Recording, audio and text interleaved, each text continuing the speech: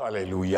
അല്പസമയത്തെ ചിന്തയ്ക്കായി വീണ്ടും നമുക്ക് സങ്കീർത്തനം 53 6 വാക്യം ദയവായി വായിക്കുമല്ലോ. 53 സങ്കീർത്തനം, Psalm 53 for our meditation. Let's turn back again to Psalm 53 and verse 6.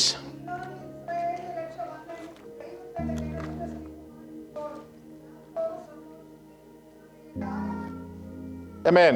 Deivam. Shall somebody please read that in English also?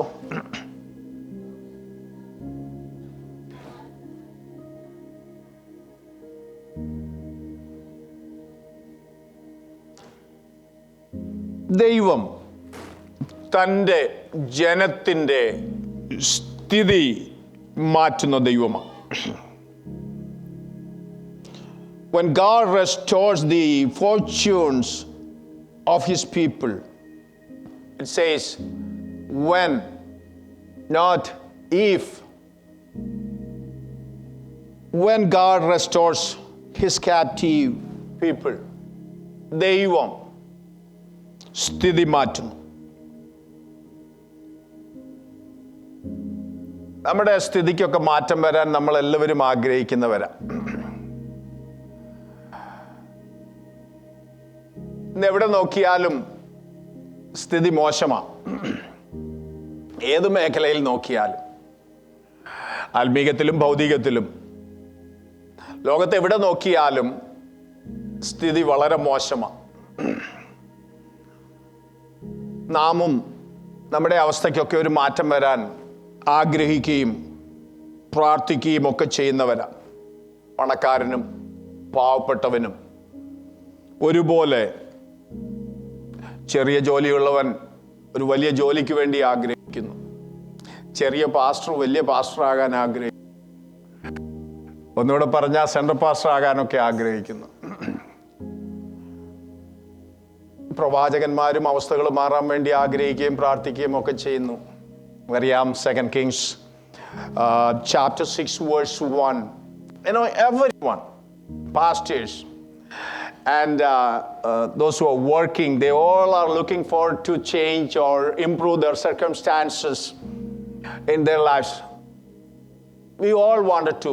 We don't want to change, stay in the same situations, and we want to improve our circumstances, our fortunes. In 2 Kings chapter 6 verse 1, even the prophets came to Elijah and said, this is too small for us. The place that we stay is too small for us. ഞങ്ങൾ പാർക്കുന്ന ഈ സ്ഥലം ഞങ്ങൾക്ക് തീരെ ഇടുക്കമായിരിക്കുന്നു. ഞങ്ങളുടെ ഈ അവസ്ഥയ്ക്കൊന്ന് മാറ്റം വരണം. പ്രവാചകനോട് പറയുന്നുണ്ട്.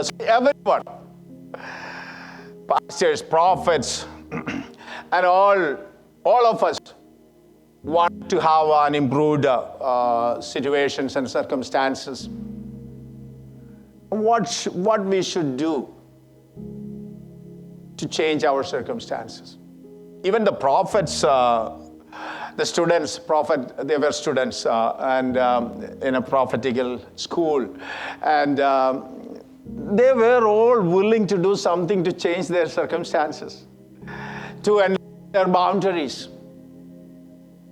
അവർ പറയുന്നുണ്ട്, ഞങ്ങൾ യോർദാനോളം പോയി അവിടെ നിന്ന് ഓരോ മരം മുറിച്ചു കൊണ്ടുവന്ന് ഞങ്ങൾ ഇതിനു വേണ്ടി അധ്വാനിക്കുവാനായിട്ട് ആഗ്രഹിക്കുന്നു.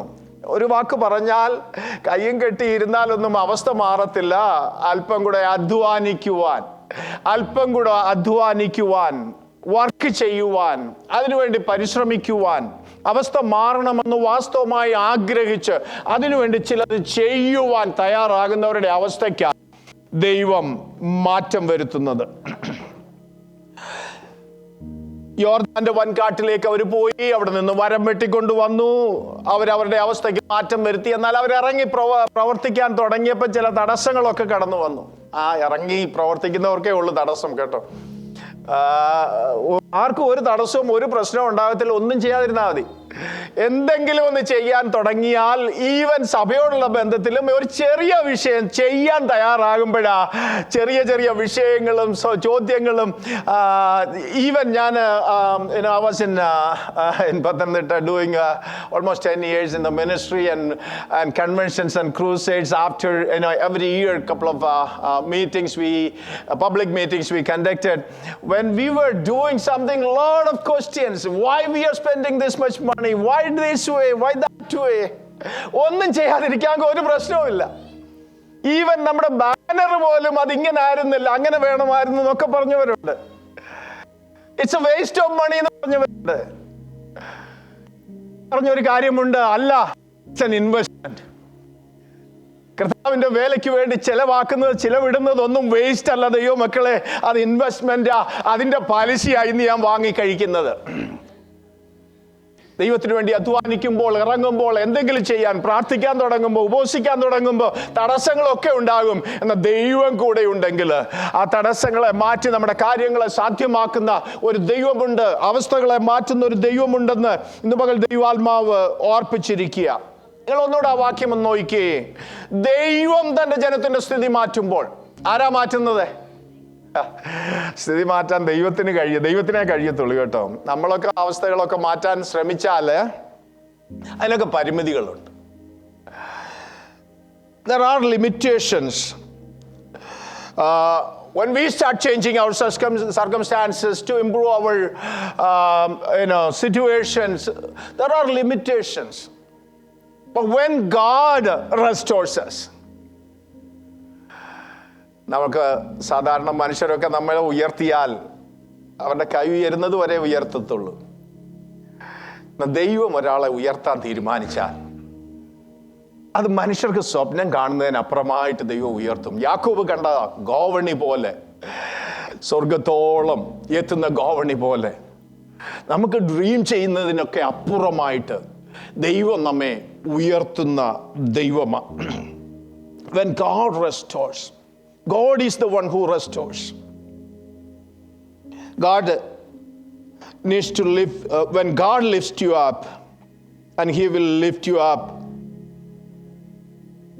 that no man can even dream of it. ദൈവം നമ്മെ ഉയർത്തുന്ന ദൈവമാണ്.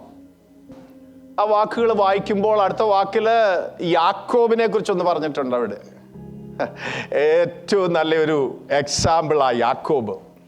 ദൈവം ഉയർത്തിയോ യാക്കോബിനെ? എങ്ങനെയാ ദൈവം ഉയർത്തി? എന്തുകൊണ്ടാ ഉയർത്തിയത്? യാക്കോബിനെ കുറിച്ച് പറഞ്ഞിരിക്കുക, യാക്കോബ് സന്തോഷിക്കും. അവിടെ ആ ഭാഗത്ത് ദൈവം ഉയർത്തുമെന്ന് പറഞ്ഞേച്ച് യാക്കോബിനെ കൂടെ കണക്ട് ചെയ്തതിന്റെ പിന്നിലൊക്കെ ദൈവത്തിന്റെ ആത്മാവിന് ചില പ്രത്യേക ഉദ്ദേശമുണ്ട്. യാക്കോബ് ആയിരുന്ന സാഹചര്യത്തിൽ നിന്ന് ഉയർത്തി. ആമേൻ.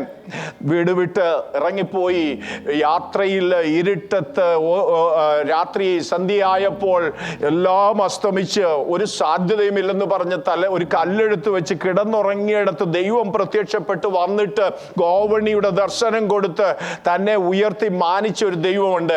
എങ്ങനെയാ ഉയർത്തിയെന്നറിയാമോ? പ്രാർത്ഥനയിലൂടെയാ ഉയർത്തിയത്. ആമേൻ. അതിനുശേഷം നമുക്കറിയാം ദൈവത്തോട് മല്ല് പിടിക്കുന്ന ഒരു യാക്കോബ്. എന്തുവാ പറയുന്നതെന്നറിയാമോ? ഒരു സാധാരണ പ്രാർത്ഥനയല്ല. ദൈവമേ, നീ എന്നെ അനുഗ്രഹിച്ചല്ലാതെ ഞാൻ നിന്നെ വിടുകയില്ല.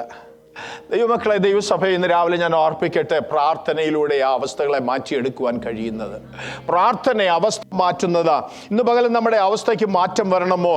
ദൈവസഭയിൽ ഒന്ന് പ്രാർത്ഥിക്കുവാൻ, ഒന്ന് കരയുവാൻ. ഒരു സാധാരണ 2 മിനിറ്റിന്റെ ഒരു ഒരു ഒരു ചടങ്ങ് പ്രാർത്ഥനയല്ല ഞാൻ പറഞ്ഞത്. വാസ്തവമായി അവന്റെ കാൽക്കൽ വീണ് അവനെ കെട്ടിപ്പിടിച്ചിട്ട്, ദൈവമേ നീ എന്നെ അനുഗ്രഹിക്കണം, നീ എൻ്റെ ബൗണ്ടറി എൻലാർജ് ചെയ്യണം, നീ എന്നെ അനുഗ്രഹിക്കണമെന്ന് പറഞ്ഞ് ഒന്ന് കരയാൻ തയ്യാറായാൽ, പ്രാർത്ഥിക്കാൻ തയ്യാറായാൽ, പോരാടി പ്രാർത്ഥിക്കുവാൻ തയ്യാറായാൽ ദൈവം അവസ്ഥകളെ മാറ്റുന്ന ദൈവമാ.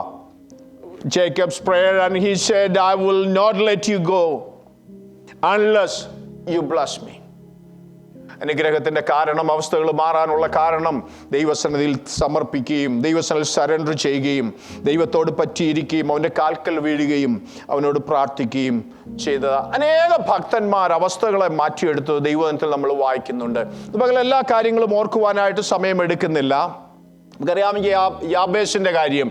യാബേസിന് തൻ്റെ ആ സാഹചര്യവും അവസ്ഥകളും ദുഃഖത്തോട് തൻ്റെ അമ്മ തന്നെ പ്രസവിച്ചു എന്ന് പറഞ്ഞ് ദുഃഖപുത്രൻ എന്നുള്ള അർത്ഥത്തിലാണ് ആ പേരൊക്കെ കൊടുത്ത് വളർന്നു വന്ന്. എങ്ങോട്ട് തിരിഞ്ഞാലും ദുഃഖമാണ്.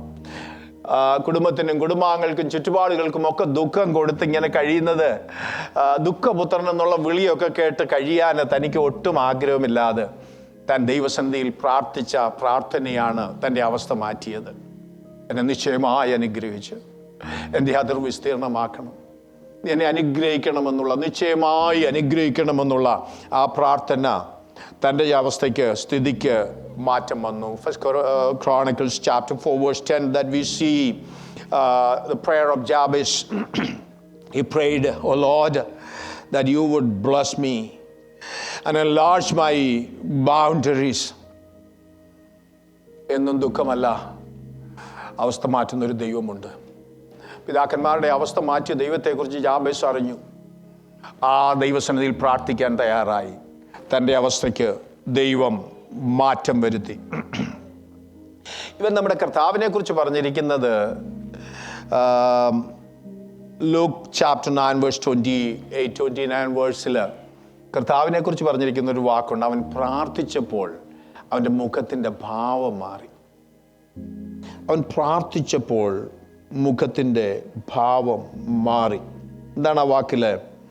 While he was praying, the appearance of his face become different and his clothing become bright and shining. അവൻ പ്രാർത്ഥിച്ചപ്പോൾ മുഖത്തിൻ്റെ ഭാവം മാറി. ദൈവമക്കളെ, പ്രാർത്ഥന അവസ്ഥ മാറ്റുന്നതാണ്. പ്രാർത്ഥന സ്ഥിതിക്ക് മാറ്റം വരുത്തുന്നതാണ്. നമ്മുടെ മുഖം ശോഭിപ്പിക്കുന്നതാണ്. മുഖം ശോഭിക്കുവാൻ, മുഖച്ഛായ മാറ്റുവാൻ, സഭയുടെ, കുടുംബങ്ങളുടെ, വ്യക്തികളുടെ അവസ്ഥകൾക്കൊക്കെ മാറ്റം വരുവാൻ ഈ ദിവസങ്ങൾ വാസ്തവമായും ദൈവസഭ പ്രാർത്ഥിക്കുന്നുവെങ്കിൽ ദൈവം സ്ഥിതി മാറ്റുന്ന ദൈവമാണ്. 1-2 വാക്കുകൾ ഇയ്യോബിൻ്റെ ജീവിതത്തെക്കുറിച്ച് ഞാൻ ഓർപ്പിച്ചിട്ട് പ്രാർത്ഥിക്കുവാനായിട്ട് സമയമെടുക്കുക. Book of Job chapter 8 verse 5-7 ആ വാക്കുകളൊന്ന് വായിച്ചിട്ട് 1-2 വാക്കുകൾ അവിടെ നിന്ന് ഓർപ്പിച്ചിട്ട് പ്രാർത്ഥിച്ച് അവസാനിപ്പിക്കുവാനായിട്ട് ആഗ്രഹിക്കുന്നു. നമ്മുടെ ഇംഗ്ലീഷ് സെക്ഷനിലേക്ക് പോകുവാനായിട്ട് ആഗ്രഹിക്കുക. Shall we read that book of Job chapter 8 verse 5-7? ദൈവത്തെ എങ്ങനെ അന്വേഷിക്കണം? ശ്രദ്ധയോടെ അന്വേഷിക്കണം. സർവശക്തനോട് അപേക്ഷിക്കണം അഥവാ പ്രാർത്ഥിക്കണം. നിർമ്മലതയോട് നേരോടെ ജീവിക്കണം. എന്നാൽ ദൈവം നിനക്ക് വേണ്ടി എഴുന്നേറ്റ് വരും. അടുത്തത്, നിന്റെ നീതിയുള്ള വാസസ്ഥലത്തെ യഥാസ്ഥാനപ്പെടുത്തും. പൂർവസ്ഥിതി അല്പമായിട്ട് തോന്നും, അന്ത്യസ്ഥിതി അതിമഹത്തായിരിക്കും. Verse 8, can somebody read that in English?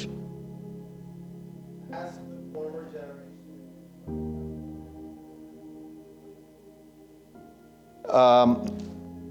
8 also, please. 7. Though your beginning was insignificant, yet your end will increase greatly. അന്ത്യസ്ഥിതി അതിമഹത്താകണം. ഇന്നത്തെ അവസ്ഥ മാറണം. ഇതിനേക്കാൾ മെച്ചമായിട്ടുള്ള ഒരു അവസ്ഥ ജീവിതത്തിൽ ഉണ്ടാകണം. എന്ത് ചെയ്യണം? അതിനു വേണ്ടി സ്ഥിതി മാറുവാൻ എന്ത് ചെയ്യണം? നമുക്കറിയാം, ഇത് ഇയ്യോബിൻ്റെ സ്നേഹിതർ കടന്നു വന്ന് ഇയ്യോബിനോട് പറയുന്ന ചില വാക്കുകളാണ് നമ്മളിവിടെ വായിച്ചതായ ഭാഗത്ത് നമ്മൾ വായിക്കുന്നത്.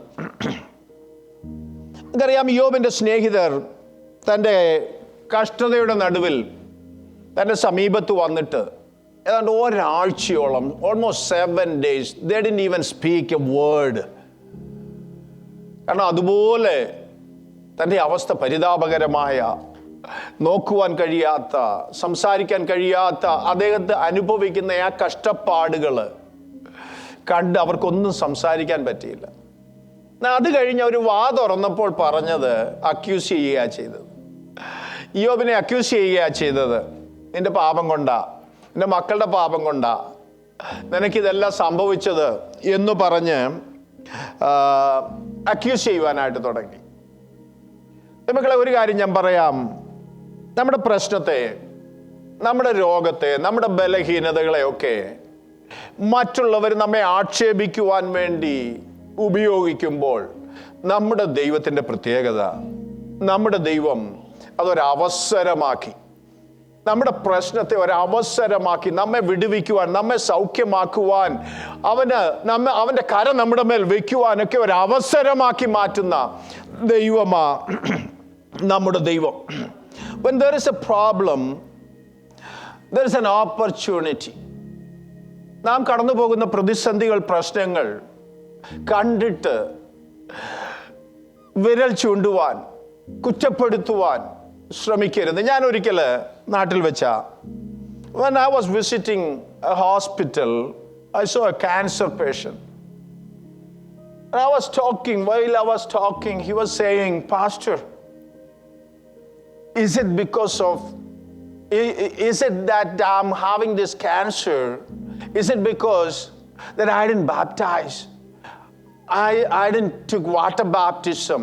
Because some pastor said that you didn't take water baptism. That is the reason that you are going through this difficult situation." I cried that day.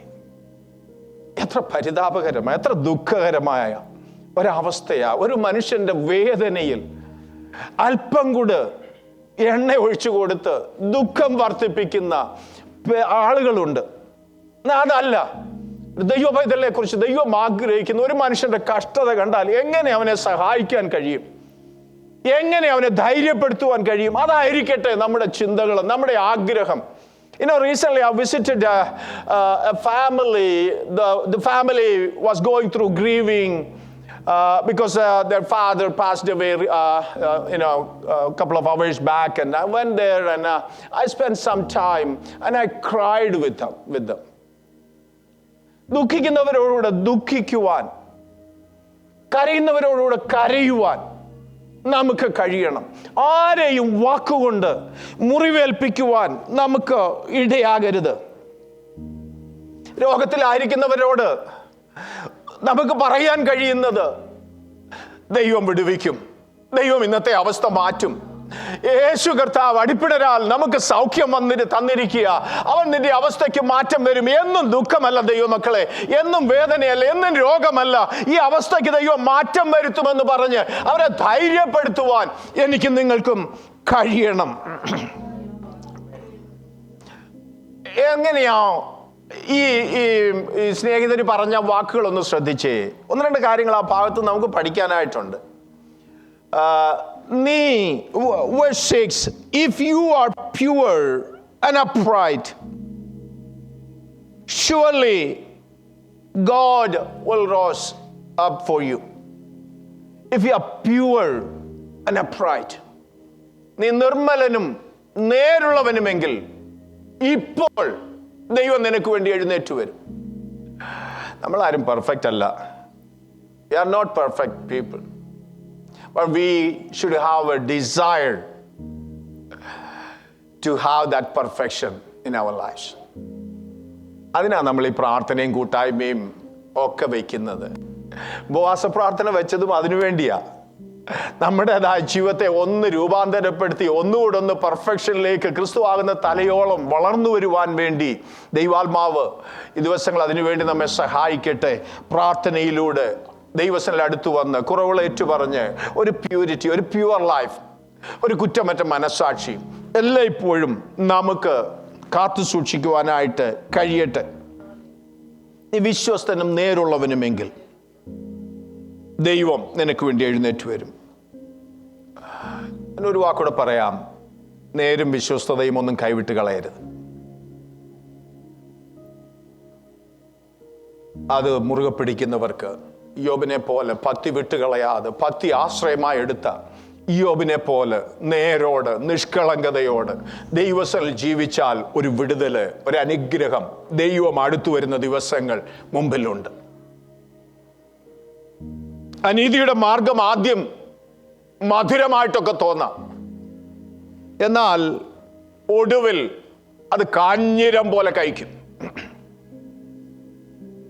പാപവും അനീതിയും അധർമ്മവും ഒക്കെ എൻജോയ് ചെയ്യുന്ന ആളുകളുണ്ട്. പിന്നത്തേതിൽ അത് അവർക്ക് കൊലക്കയറായിട്ട് മാറും. വിശ്വസ്തതയുടെ മാർഗത്തിൽ ആദ്യം ക്രൂശാണെങ്കിലും പിന്നെ സിംഹാസനം ഒരുക്കുന്ന ഒരു ദൈവമുണ്ട്. നീതിയോടെ, വിശ്വസ്തയോടെ, പരമാർത്ഥതയോടെ ദൈവത്തെ സേവിക്കുന്ന ദൈവ പൈതലിന് അവരുടെ വിഷയത്തിന്റെ മേൽ മറുപടിയുണ്ട്. ദൈവം എഴുന്നേൽക്കും എന്ന് ഈ വേദഭാഗം നമ്മെ ഓർപ്പിക്കുക. ഭക്തി വിട്ടുകളയാതെ ഭക്തിക്കൊത്ത ജീവിതം നയിച്ച യോബിന്റെ അവസ്ഥ സകലവും നഷ്ടമായ അവസ്ഥയാണ്. എന്നാൽ യോ പറയുന്ന ഒരു വാക്കുണ്ട്. ആ ഭാഗം പറഞ്ഞ് worship team please come and I will be taking only 2 more minutes. Job chapter 1 verse 18, മരുഭൂമിയിൽ രൂപം കൊണ്ട ഒരു കൊടുങ്കാറ്റ് തകർത്തു കളഞ്ഞു സകലത്തെയും, വീടിനെ തകർത്തു കളഞ്ഞു. 1:15 ശബായർ വന്ന് ആടുമാടുകളെ പിടിച്ചുകൊണ്ടുപോയി.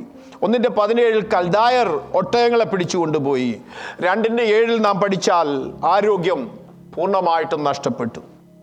എന്നിട്ടും ഭക്തി വിട്ടുകളയാതെ ഭക്തി മുറുകെ പിടിച്ചുകൊണ്ട് ജീവിച്ച ഭക്തനു വേണ്ടി ദൈവം എഴുന്നേൽക്കുന്നത് നിങ്ങളൊന്ന് ഓർത്ത് നോക്കുക. 37 അധ്യായത്തിന്റെ 21 വാക്യം ഒന്ന് വായിച്ചേ. Chapter 37 verse 21. യോ പറയുന്ന ഒരു വാക്കുണ്ട്. തന്റെ കഷ്ടതയുടെ നടുവിൽ, എല്ലാം നഷ്ടപ്പെട്ടതിന്റെ നടുവിൽ പറയുന്ന ഒരു വാക്ക് ശ്രദ്ധിക്കണേ.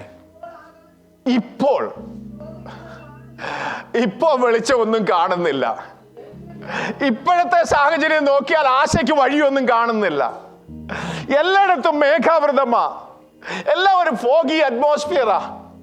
I can't see any breakthrough with my eyes at this time. എന്നാൽ യോബ് പറയുന്ന ആ വാക്ക്, അടുത്ത വാക്ക് നിങ്ങളൊന്ന് ശ്രദ്ധിക്കണം. അടുത്ത വാക്ക് എന്താ?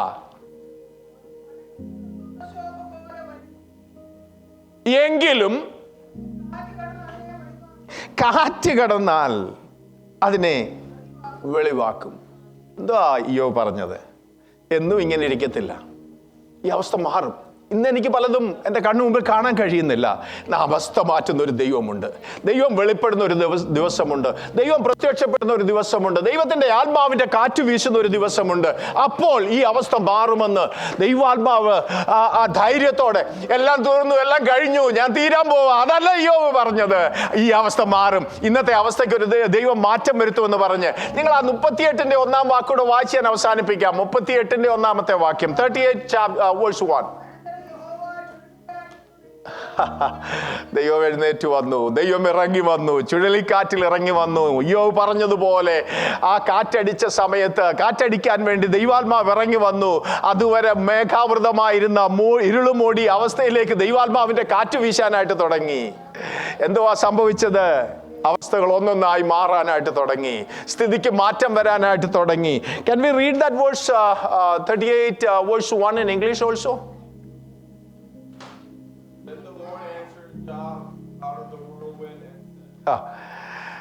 God answered him. He came down from heaven with the wind, with the whirlwind, and began to change. God began to restore his situations, whatever the area that he lost. ദൈവിക പ്രകാശം ഉദിക്കാനായിട്ട് തുടങ്ങി. തന്നെ കണ്ണിന് മുമ്പിൽ തുറന്ന് ഓരോന്നായി ആഡ് ചെയ്യുന്ന ആ 38 മുതൽ 42 വരെയുള്ള അധ്യായങ്ങൾ ആഡ് ചെയ്ത അധ്യായങ്ങളാണ്. ആമേൻ. ഒരു വാക്കൂടെ ഞാൻ പറയാം. യോബിന്റെ പുസ്തകം 38 അധ്യായം കൊണ്ട് അവസാനിച്ചില്ല. 4 അധ്യായം കൂടി അതിനോട് ആഡ് ചെയ്തു. അത് നഷ്ടപ്പെട്ടത് മുഴുവൻ മടക്കി കൊടുത്ത അധ്യായമാണ്. ഈവൻ ആരോഗ്യം നഷ്ടപ്പെട്ടു, സൗന്ദര്യം നഷ്ടപ്പെട്ടു. പിന്നീട് ആ 42 പറയുന്നത് ആ കാലഘട്ടത്തില് യോബിന്റെ മക്കളെ പോലെ സൗന്ദര്യമുള്ള മക്കള് അന്നുണ്ടായിരുന്നില്ലെന്ന്. എന്ന് പറഞ്ഞാൽ നഷ്ടപ്പെട്ട സൗന്ദര്യം, നഷ്ടപ്പെട്ട ആരോഗ്യം, നഷ്ടപ്പെട്ട തലമുറ, നഷ്ടപ്പെട്ട ഭൗതിക നന്മ സകലതും മടക്കി കൊടുത്തു. എപ്പോഴാ? ദൈവാത്മാവ് ചലിക്കാൻ തുടങ്ങിയപ്പോൾ. എന്തുകൊണ്ടാ? നിർമ്മലത വിട്ടുകളയാഞ്ഞതുകൊണ്ട്, ഭക്തി വിട്ടുകളയാഞ്ഞതുകൊണ്ട്, ഭക്തിക്കൊത്ത ജീവിതം നയിച്ചതുകൊണ്ട്, അവസാനത്തോളം മുറുകെ പിടിച്ചതുകൊണ്ട്, നിലനിന്നതുകൊണ്ട് ദൈവം അവസ്ഥ മാറ്റി. രാവിലെ നമുക്കൊരു നിമിഷം ഒന്ന് എഴുന്നേറ്റ് നിൽക്കാം. ദൈവസ്ഥലിൽ ഒരു നിമിഷം നമ്മുടെ അവസ്ഥ മാറുവാൻ വേണ്ടി, നമ്മുടെ അവസ്ഥയ്ക്ക് ഒരു മാറ്റം വരുത്തുവാൻ വേണ്ടി, ദൈവാത്മാവിന്റെ കാറ്റ് വീശുവാൻ വേണ്ടി, ദൈവിക പ്രകാശം ഒന്ന് ഉദിക്കുവാൻ വേണ്ടി, മുമ്പിൽ ഇന്ന് പകൽ തടസ്സമായി നിൽക്കുന്ന, മേഘം മൂടി നിൽക്കുന്ന, നമ്മുടെ നന്മ കാണാൻ കഴിയാതെ മുമ്പിൽ നിൽക്കുന്ന കാർമേഘ പടലങ്ങൾ ഇന്ന് പകൽ ദൈവാത്മാവിന്റെ കാറ്റിനാൽ ഒന്ന് ഒഴിഞ്ഞു മാറുവാൻ, അതിനെ മാറ്റിയിട്ട് ചില നന്മകൾ കാണുവാൻ, ചില ദർശനങ്ങൾ, വെളിപ്പാടുകൾ, മുമ്പിൽ ദൈവം ഒരുക്കുന്ന ചില നന്മകൾ കാണുവാൻ ഇന്ന് പകൽ ദൈവാത്മാവ് നമ്മെ സഹായിക്കട്ടെ. ഒരു നിമിഷം ഒന്ന് സ്തോത്രം ചെയ്താട്ട്. ഹല്ലേലൂയ. ഞാൻ എൻ്റെ വിശ്വാസ കണ്ണുകളാൽ ഇന്ന് പകൽ കാണുകയാ, ദൈവം ചില അവസ്ഥകൾക്ക്, ചിലരുടെ അവസ്ഥയ്ക്ക് ദൈവം മാറ്റം വരുത്തുന്നത്, ചില ഭൗതിക അവസ്ഥയ്ക്ക് ദൈവം മാറ്റം വരുത്തുന്നത്, ശാരീരിക അവസ്ഥകൾക്ക് ദൈവം മാറ്റം വരുത്തുന്നത്, നമ്മുടെ ദൈവസഭയുടെ അവസ്ഥയ്ക്ക് ദൈവം മാറ്റം വരുത്തുന്നത് ഇന്ന് പകൽ വിശ്വാസത്താൽ ഞാൻ പ്രഖ്യാപിക്കുക, ഞാനത് കാണുകയാ. ദൈവത്തിന്റെ ആത്മാവ് ചലിക്കുന്ന നിമിഷങ്ങളാ. പരിശുദ്ധാത്മാവ് ശക്തിയോട് നമ്മുടെ മധ്യേ പരിവർത്തിക്കട്ടെ. ഇന്ന് പകൽ അതിനായി നമ്മെ ഏൽപ്പിച്ചു കൊടുക്കാം. ഈ വചനങ്ങളാൽ ദൈവമായ കർത്താവ് നമ്മെ അനുഗ്രഹിക്കുമാറാകട്ടെ.